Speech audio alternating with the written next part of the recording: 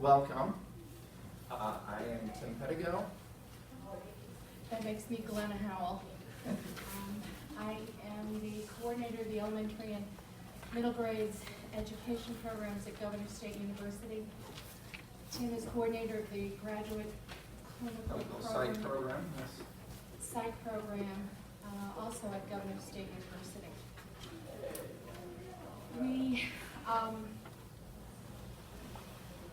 in education, we had the opportunity in 2015 to completely redesign our undergraduate degree. And realizing the statistics like, you know that within 5 years, 50% of teachers leave the profession or indicate significant burnout. So we wanted to do something to address that. I found out that my longtime friend in the psychology department was doing a course on personal growth, including mindfulness. And we started talking and decided to include that as a significant component in the undergraduate degree for our teachers.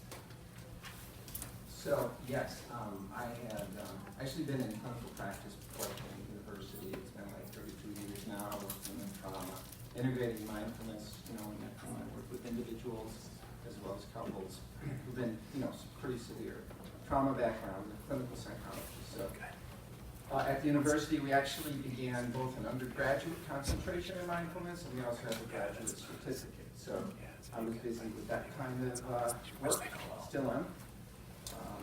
And doing training for those who are getting their master's in clinical psych, including mindfulness-based sort of cognitive approach. So then she says, well, how about joining me in working with teachers?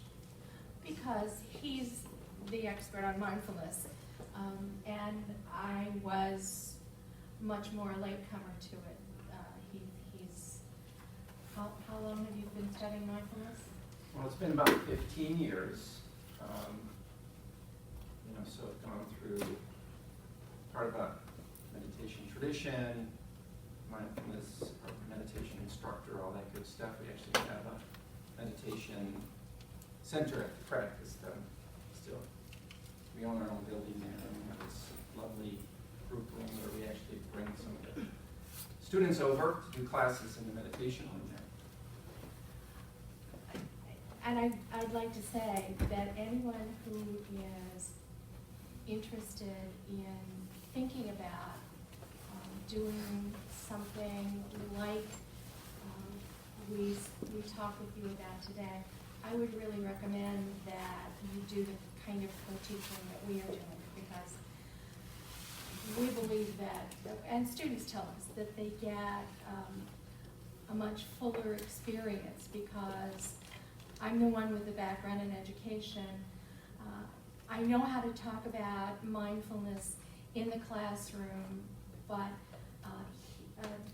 Tim really brings the expertise about mindfulness and the psychology of the teacher, which is really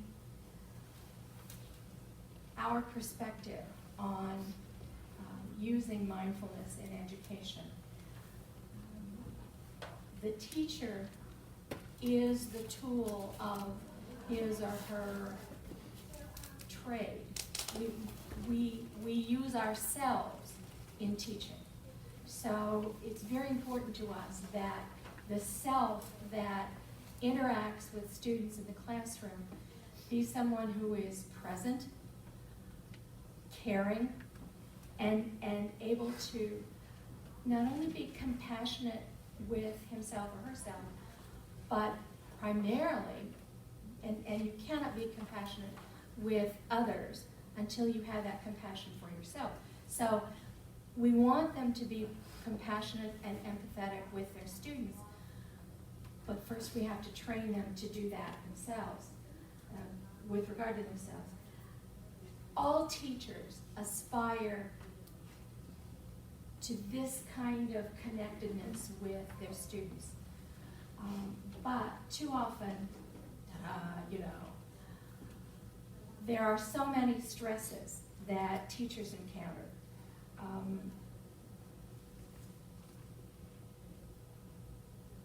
From high stakes testing to whatever the school improvement program is for this academic year, so many times teachers feel as if that's looming over their head, or their evaluation and their impact on student learning is looming, and they have so much to do, and they have children or teenagers in their classes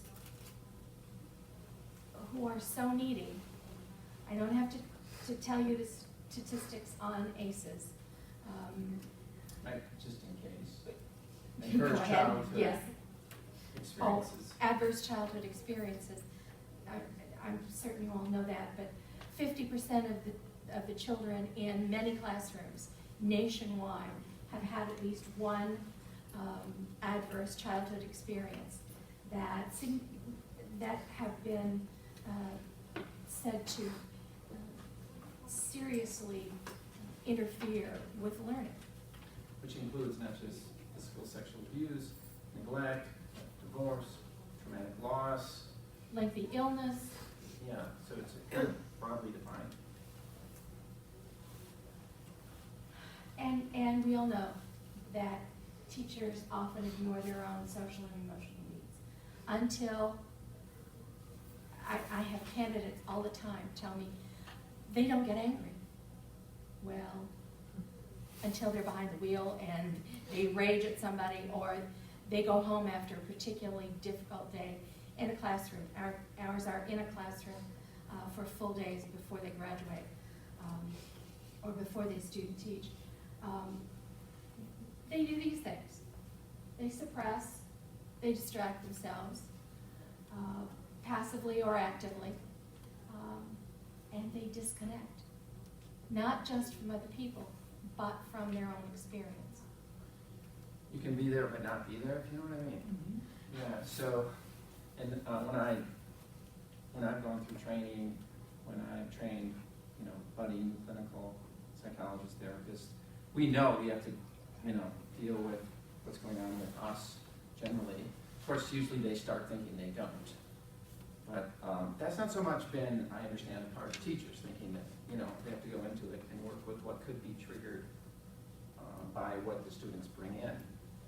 And these days, it seems like there's a lot more they bring in. And so the idea that stress, and I've had some training in MBSR, mindfulness-based stress reduction as well. Stress isn't just what's on the outside of us, but it's what it hooks inside of us. We don't necessarily see that. It seems like it's all external to us, but there actually is an internal interpretive component. And in that instance, you don't know what it is, but inevitably within a stress environment, certain students can just trigger you. I'll say that for now. We really like this definition for use with our candidates. Mindfulness is the basic human ability to be fully present. They have to be present in the classroom with those students and aware, not reactive. We make them differentiate between being reactive in the classroom and responding in a classroom, or overwhelmed by what's going on around us. Yeah, we shifted from using the usual mindfulness as awareness of the present moment intentionally, on purpose and without judgment and so on. Because here, number one, we're trying to emphasize that really, and we all started with some kind of mindfulness, hopefully, that kind of open, connecting, alive, childlike state. So it's important, like in the tradition of mindfulness, to realize that it's inherent. You're trying to work with what gets in the way, so you can get back to what's inherently natural within you. So that's always the basic human ability, and the two other things. You can emphasize trigger to either react or in some way get overwhelmed. It's like, in other words, maybe it's best to start with how we are, how we feel, even though it very much, as we'll be talking, has to do with an attunement. Then you're more available to feel and care about what's going on outside of you, but you have to deal with what's inside you.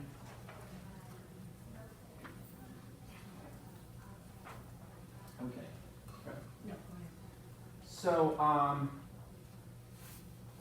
for sure, the research in mindfulness has gone on for a while now.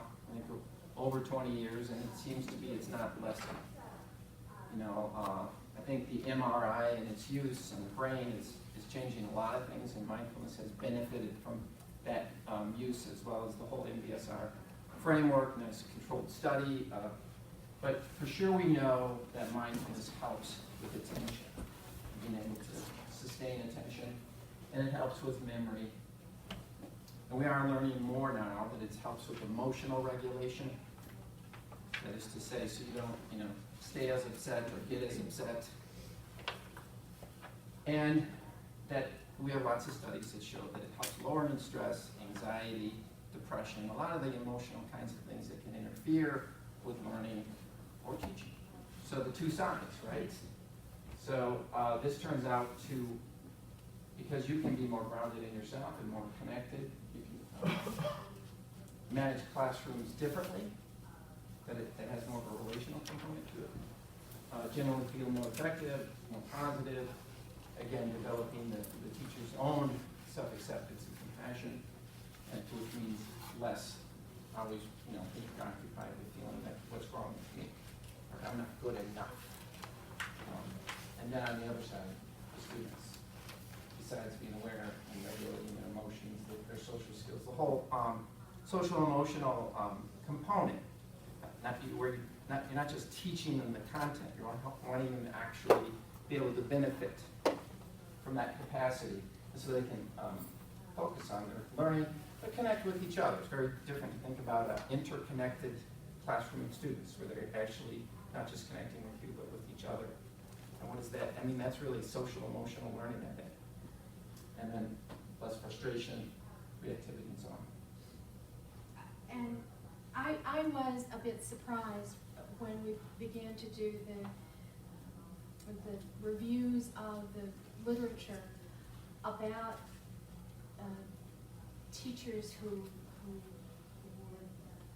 take a mindfulness course or take part in some sort of professional development that caused them to become more reflective. They found that there are really comparable skills to those that Castle has identified for children in the social emotional learning goals. There are parallel competencies for teachers, social emotional competencies. The teacher who's a screamer in the classroom is also someone who doesn't handle change or conflict very well at home or with her colleagues when she's in the teacher's lounge. So these are, focusing on one means that you bring a greater understanding to the other. At least we believe you should. We will talk about fundamental beliefs in just a minute, and that's one of ours, that you have to practice mindfulness in order to teach it. You can't just open a book and teach today's mindfulness lesson. Okay, and we have 16 minutes for this, and we're going through this. That's our mindfulness lesson for today. That's not the way we want teachers to teach mindfulness. Can we actually be the presence that we're trying to teach for them? I think that's a tremendous challenge. It is just at the university. It's a very hectic environment, just being able to keep my mindfulness going in the midst of a hectic environment. That's hard. what we ended up calling our perspective on mindfulness in education for pre-service teachers is heart-based teaching. And we do that in 2 courses, Mindful Educator 1 and 2. Mindful Educator 1 is about self-awareness, and the second course is about attunement and instruction of children or teens in mindfulness.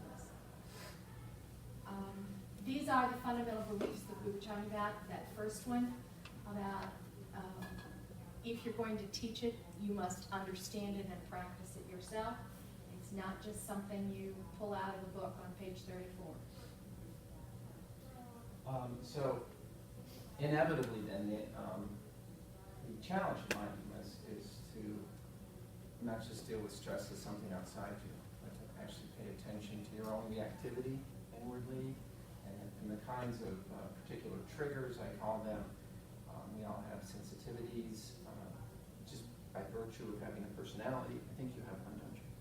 So then how do you work with your tendency, whatever it is that happens for you when you get overwhelmed, and like not only not be as triggered and overcome, which can take any form, the whole fight, flight, freeze sort of thing. Fight for more anger, reactivity. Freeze would be you just kind of get numb, and then flight, you just kind of are not there, and there's an escape reactivity. But it's like, how can we not only see those, but begin to see what our mind's doing so we're not as hooked into or overcome by the kind of thoughts that create that. That third belief is that if we integrate the development of our candidates' social emotional competencies and an understanding of mindfulness into their learning how to be teachers, that they will conceive of teaching differently, which is what we hope. Okay, finally, it's really, again, we connected around this course on personal growth. So we just took, to begin with, some of what I was doing there and applied it to teacher candidates, where it's about then not just about where you get hooked, but the pathway from my perspective around creating self-compassion is there's reasons you have those sensitivities. We all do. You come from some kind of pain of some sort or another.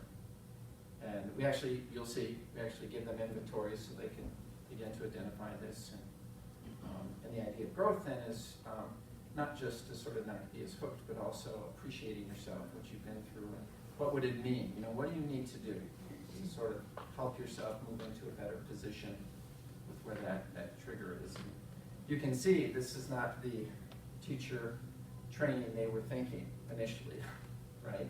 I didn't think I'd be working on myself as part of this. What are you doing? So that we do encounter that kind of shock.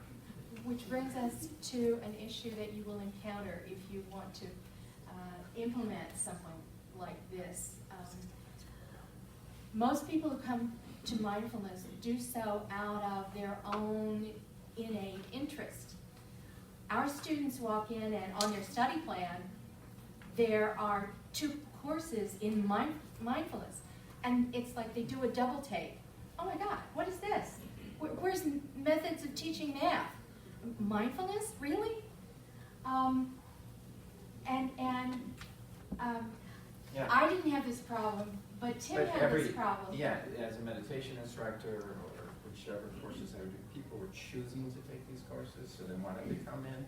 So this is the first time I've ever been confronted with people who were like, okay, so to do why? it. Yeah, so I've had to change my approach quite a bit. Is it recent that you added this to government? Since 2015. Yeah. So We've evolved since then too. It's much more of a taste and see approach, not as intensive as what I'm accustomed to. I might find this like say, okay, it's a little too much, maybe not as long.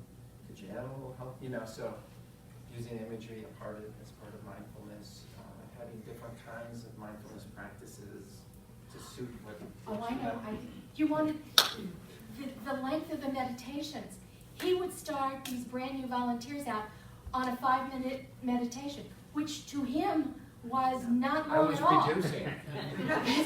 This is not a 20-minute meditation. He's 5 minutes. Oh my God. They Yeah. almost died. They died at 4. Oh, they died at 2. So, So now we begin with 1 or 2 minute meditation, and they build to more. Yeah, Not they do. 20-minute yet, but. I know. Yeah. But I mean, there are, this, you see, I'm always dealing with that, what the research shows, the amount that's important where the nervous system shifts. And there's some studies suggest around 20 minutes, but newer studies are suggesting shorter amounts of time. Yes. And that the regularity of the practice is more important than the amount of time. We also have, GSU used to get many more adult students going back to school.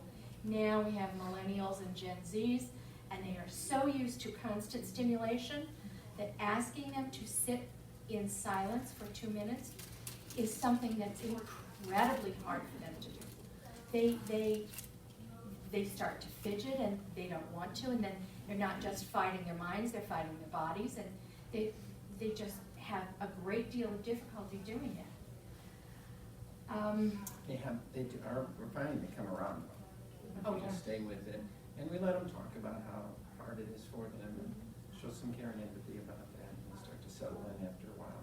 Oh yeah, after we do meditations, then we process. So how was that for you? And that's something they weren't expecting either. You mean I can tell you, I thought it sucked and that's okay? Yeah. What Yes. about it sucked? What was it like? Yeah. And- This whole re-education, that it's not necessarily about feeling good, and it's not that, there's so much judgment about, I didn't get it right, because Oh, that's yeah. common for anyone starting meditation. Instead, like, however it went, that's okay. That kind of fundamental acceptance, it is what it is, sort of, it's hard, it takes time to come into that. I mean, that's just so anti-American. And part of what we're finding about. What is American, by the way? American, to me, yeah, my version, of course, not everybody, is that I need to achieve. I need to get to a higher place. I haven't gotten there yet. What's wrong with me? Or I have, and I'm great. Oh my God, I'm not great again. It's, to me, that would be a kind of, It's a good definition. problem in mindfulness if we're talking about a fundamental radical acceptance of whatever you're experiencing. Achiever. or Achiever over- syndrome. Yeah. Yeah, by my own bootstraps, by the way. Right. I'm Okay. a recovering American. We're also discovering, as we have more students share their results on some of the assessments, that many, especially of our elementary education majors, are perfectionists, and I'm going to kill you. That's kind of violent. But we accept her. Okay, thank you. He knows better. As long If as he she was doesn't closer, I'd actually kill punch me. him, but, And this will happen in our teaching. yeah, and that's part of the reason I think that students like the courses is because we are just real people there with them. And we talk about our own struggles with being mindful, which they don't expect either. But the perfectionists, they're very idealistic.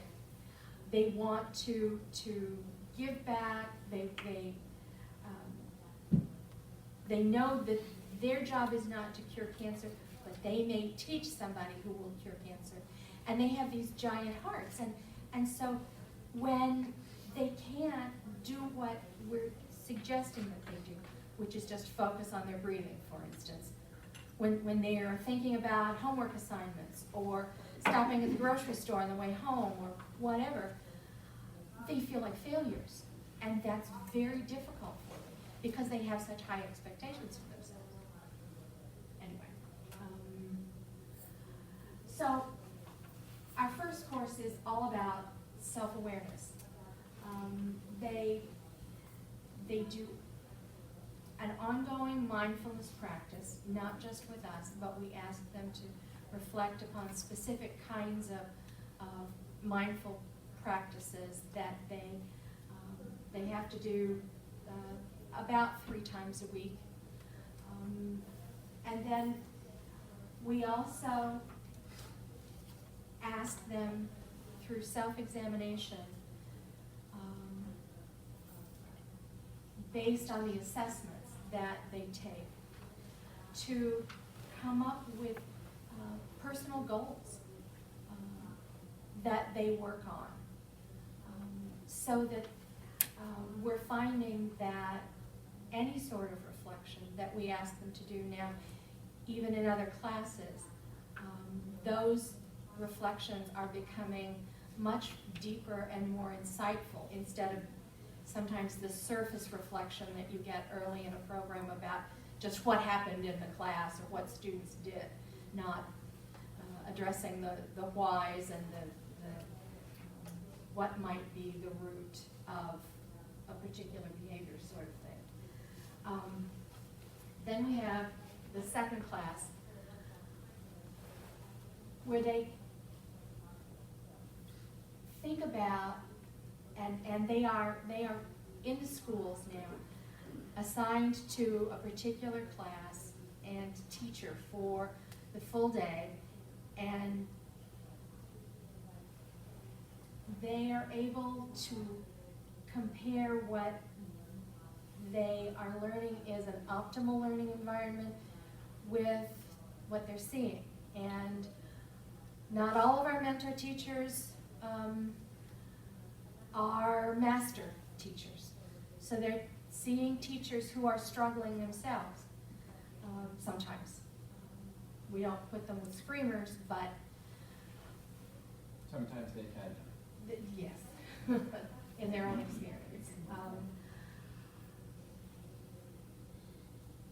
See, we tell teacher education candidates that their goal is to create a learning community.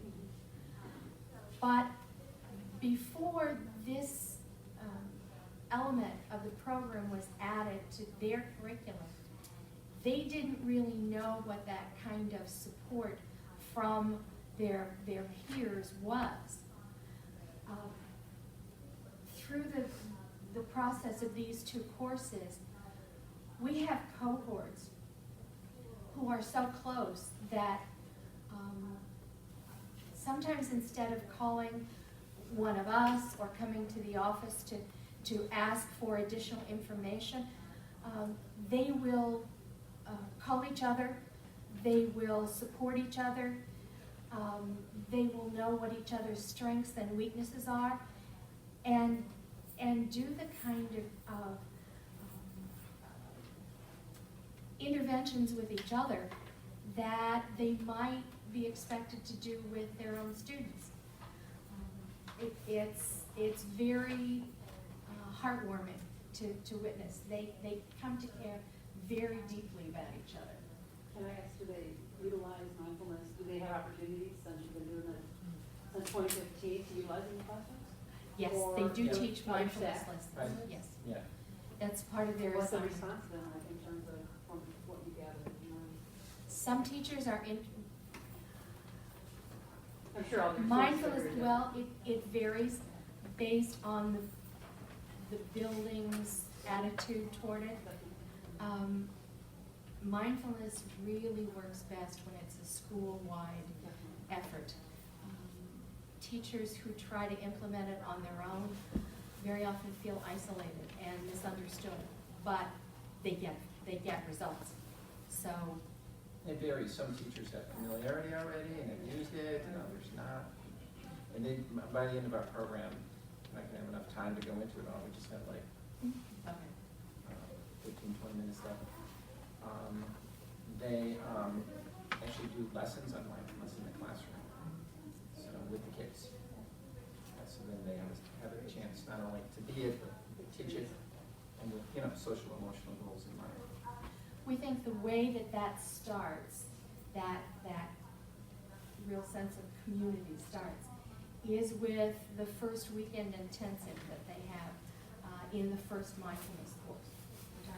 Yeah, so what I found, and the reason I developed this course in the first place, following a very respected Hindu man who used to be at the university. He retired, and I sort of took the course and changed it around a little bit. That sometimes if you just have an experience in like a couple hours and then you're out, it doesn't have a chance to sort of deepen enough. So usually I did these so often, and they did work. So the question is, could they work with education majors? And they do. Yes. They end up opening up and sharing things, and we create a really mindful atmosphere. We practice mindfulness steering, and they feel very connected because of it. You know, it creates a lot of compassion between each other, and then that lasts throughout their time, not just in the mindfulness class, but in all their classes together. And they're very supportive and helpful to one another. So we feel good about that effect itself. You know, Because we have better than a 98% graduation rate of students in our program. It's phenomenal. The retention rate has really improved. But we start on Friday evening, getting them ready for this is what a weekend intensive is going to be about. They bring their lunch, they can bring pillows, they bring blankets because some are cold and, you know, they don't take naps or anything, but yeah. some respond differently to the temperature in the room. At first, the first time, they're like, what is this? And we meet in the meditation room at the practice, which is extremely helpful. It's a beautiful room. They sit on the floor. Meditation cushions. In a circle, yeah, on meditation cushions. And it just immediately establishes a different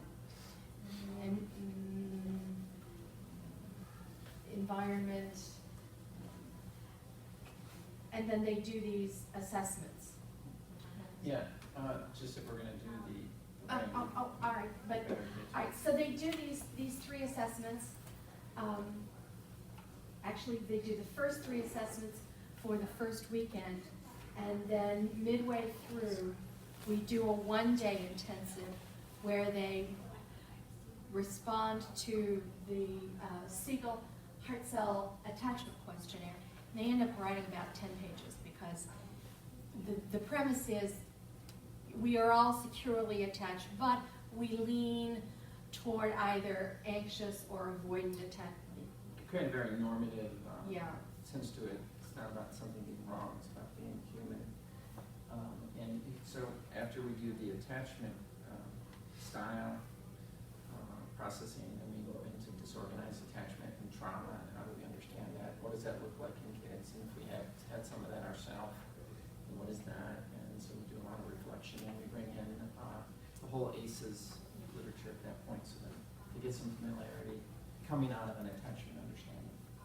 And also that, you know, that in a way mindfulness is an internalized secure attachment, you know, so we link that in that way.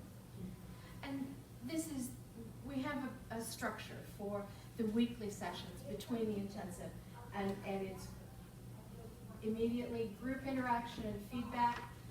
It's called, we've taken to using what we call check-in in the literature. I like the rock check-in. They're small pebbles. They come in and select a rock that describes how they're feeling today, and we don't probe or anything. It's just, you know, what in this rock represents how you're feeling today. They do written and artistic reflections. They do meditations, body scans, and they reflect on their experience with each other and with the students in the lab sites where they are. Okay, so we're going to finish off with just giving you a taste of one thing maybe that's a little more experiential. Do it with you if you're willing to participate. You don't have to. You could just look at other people doing it. Try to see if you can think of a particular trigger you have when you teach Doesn't mean you necessarily react behaviorally. You may sort of keep it all within, but you know usually that it bothers you because it stays with you and has a little more intensity. Can you think of something like that? And if you can't, I bow to you, because I certainly have those for me. So we're gonna work with that a little bit. Usually go into teach, we're gonna take you through what's called RAIN. Anyone heard of RAIN practice? Okay, so you're familiar. So we talked about, let's go back to the brain just for a second. So, and I'm sure this is probably something you've heard as well, that really these are moments of amygdala hijacking, as Daniel Goleman talks about them.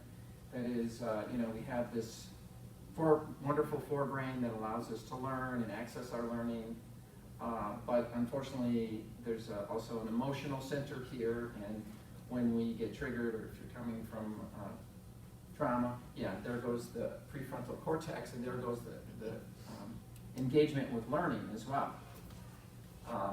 So the hippocampus is the structure that's known to connect to the prefrontal cortex that allows a person, then if they're having emotions, they can also have a kind of capacity for reflection on what's going on with them, which allows for emotional regulation. But under stress, what can happen is that disconnects to the prefrontal cortex, and the amygdala just takes over and focuses mainly on potential harm. And it usually is errors in the ways of seeing harm where there isn't. And this is, the neuroscientists talk about this is the negativity bias of the brain, which maybe is a term you've heard too. Certainly going on with trauma and ACEs kind of situations. Studies show, by the way, people in stress have bigger amygdalas, and people who've gone through intensive mindfulness experiences, they actually show their amygdalas shrink and the hippocampus actually increases in size. They were looking at the color brains images on MRIs. Decided not to bring those. So that's the neuroscience of it, and this is important. And some of the curriculum for mindfulness actually has even like kindergarten kids learning about amygdala hijacking. So it's kind of the science of it for now, and it's a pretty strong finding that's been repeated. So let's do something that's a practice then. This RAIN practice is designed to help us with our amygdala hijackings, if you will. Okay, so I'm going to do this as part of a guided meditation. So let's do that. And I don't know how many people have meditated. Pretty much most people. So I'll just guide us through an initial breath meditation. Feet on the floor, hands on the legs, upright spine, relaxed, head even. Close your eyes or whatever you're used to. Keep mine open about 4 feet in front of me. And just feel the breath for the moment. Let the breath be natural. Feel the natural arising and falling. Still in touch with yourself as you sit in your chair, as your mind has been active, your thoughts are there, and that's okay. Bring that as much as you can, a sense of acceptance to whatever you're experiencing in your body or your mind. But seeing if you can just stay with the breath.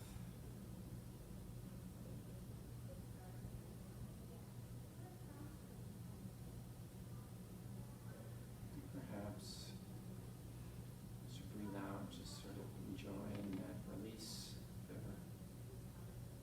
point at which you can experience letting go.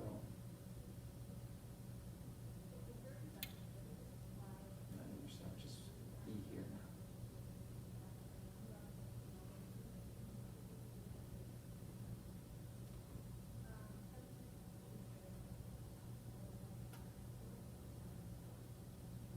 You can imagine, if you will, that with each breath, it's like a pebble gently falling to the bottom of a shallow lake.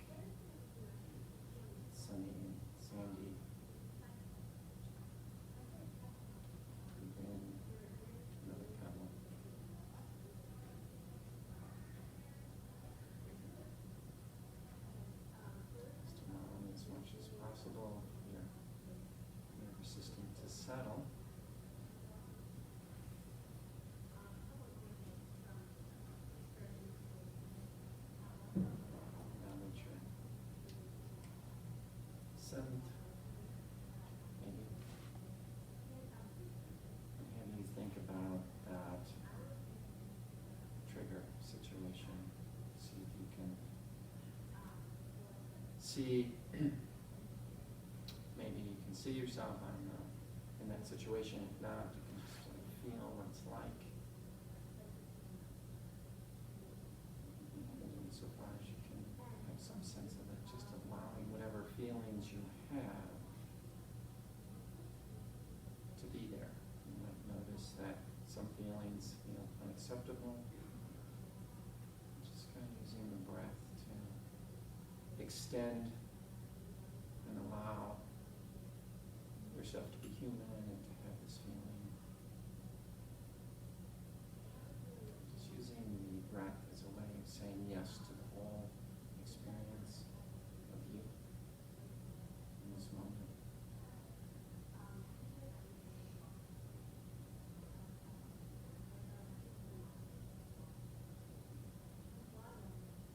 We're going to do the investigation part of this, which is, let's see if you can look into it a little further, have a sense.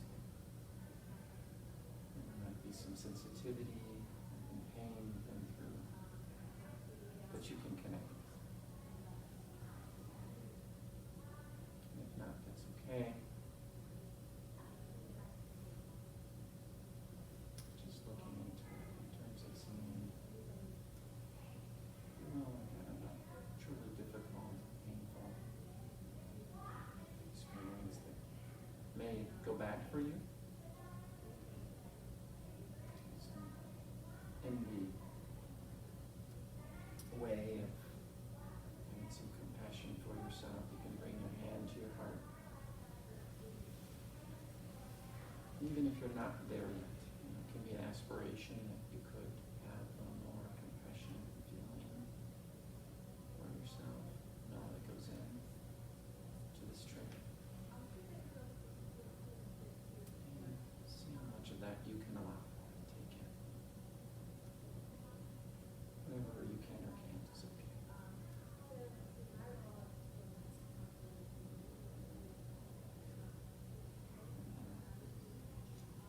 Just because of time, bring your hand down again.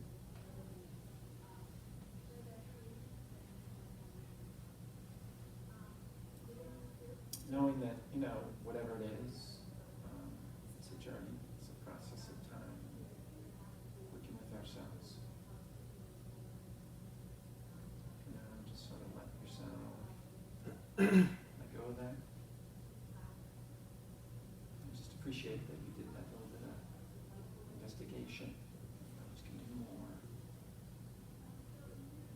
Maybe just began, maybe it's something you're used to, whichever. Just feeling yourself sitting here in this room again. And whatever level you have, just letting go. And appreciate yourself.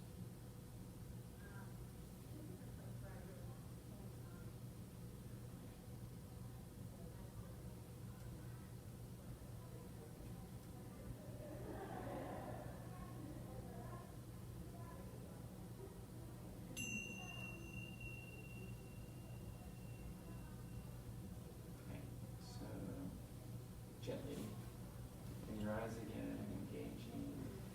And just for a minute, thought maybe you could turn to someone near you. And you don't have to share the content necessarily, just what was that like for you? And just take just a minute or so. Say, it was great, I hated it, didn't do anything for me, whatever. Again, permission, your experience to do whatever it is. How's it for you?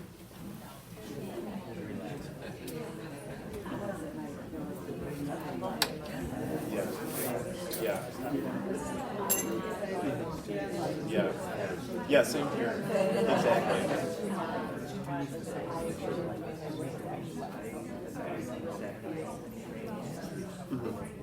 It takes longer to get into it.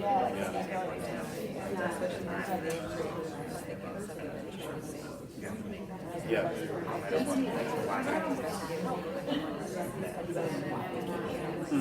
Yeah, definitely just like the smells and things in the south next door, that definitely brought me out of it. Because next thing I was thinking, I was like, it smells like McDonald's right now. I'm like, all right, back to 8th period.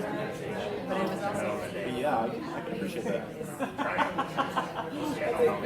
8th period is executive functioning, and there's a lot of interesting people there. It's fantastic, but at the same time, it's always a struggle every time. Yeah. Yeah, no, I can really appreciate it. Like, one of the reasons I'm really excited to put more podcasts together is because I've been trying to do this. It's hard. It's so hard, but yeah, just yeah. I know, it's just not enough time.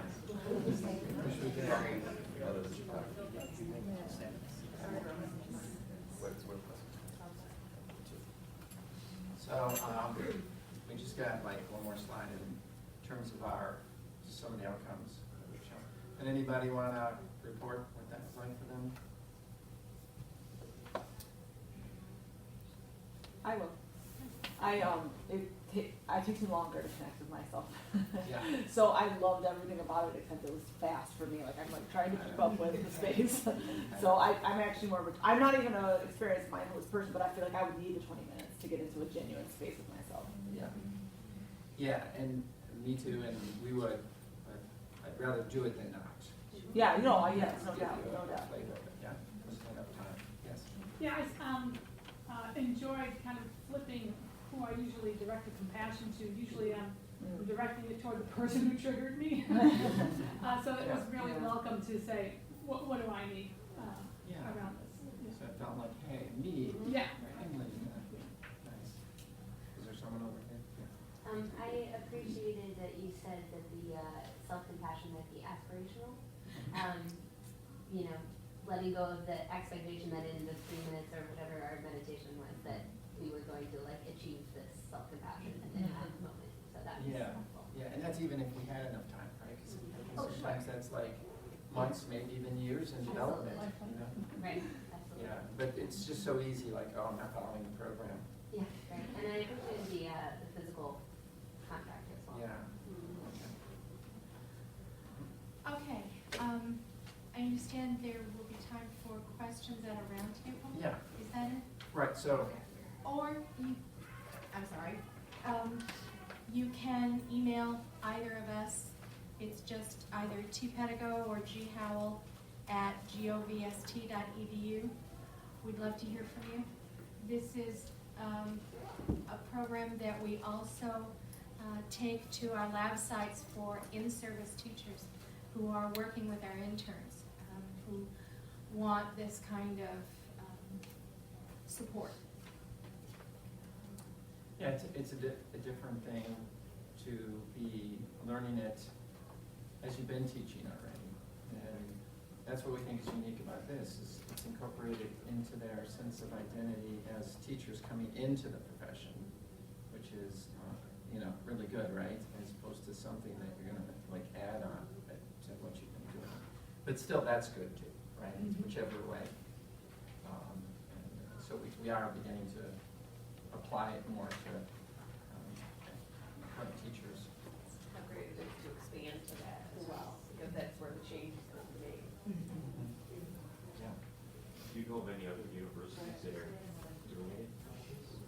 Actually, the Curry School of Education at the University of Virginia took out a full-page ad to say that they were beginning last fall to do exactly what we've been doing since 2015. So we are not the Curry School of Education, but we're pretty proud of what we're doing. And on the West Coast too. Oh, yes. Sometimes a little more social emotional than it is mindfulness.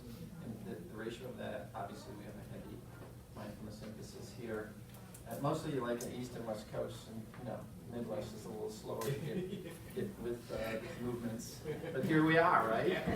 Well, and when Barnaby said everybody cares about New York City, I went,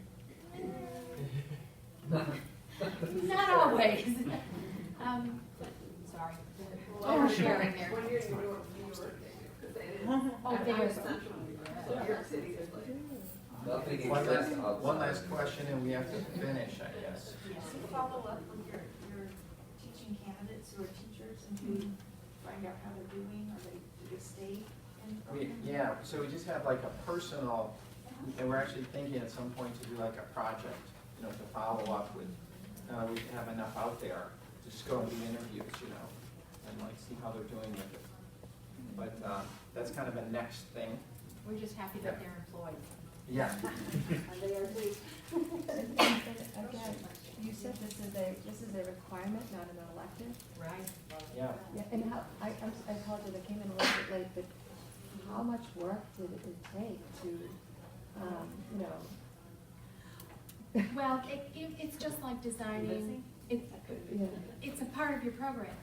The hard part was convincing some of the other faculty that this was important. I mean, we got looked at as if we were bringing crystals and wanting to burn sage. I mean, really, we were accused of being that hippie, trendy sort of folks. What was the thing that flipped it for them? I mean, from a specific point that they would accept? All but one, we've converted just by showing them Mindful Schools videos, by showing them the research. That was very important. When we could bring them the research, this is hard data, these are excellent studies, then they went, well, all right. Yeah. And since then, when they have these students in their classes, and the students are more focused, they are a cohort, they're converts. So when they actually see it for themselves? Yeah, and also they see the effect on the students as well. Right, yeah, but do they go through your program also? The other faculty of the, or a few of them have, or? It's difficult. We do extended faculty meetings in which we do some mindfulness things with them. And some have great response. And some are still keeping us very much at arm's length. They'll give us surface stuff when we try to process. It's where they are. You know? Yeah. Yeah. And I think you have to just be patient over time. That's always the way. So what had to be let go in order to have these two intensive, or these two courses? Nothing. Oh, nice, you added this to the syllabus? Our undergraduate degree is 123 to 127 hours. Because we were able to use some of their gen ed to fulfill, like they do a child growth and development that fulfills the undergrad psychology requirement. We did a couple of those. Like children's literature fulfills a humanities requirement for us.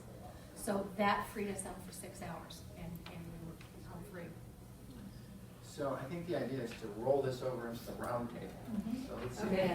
Thank you for coming.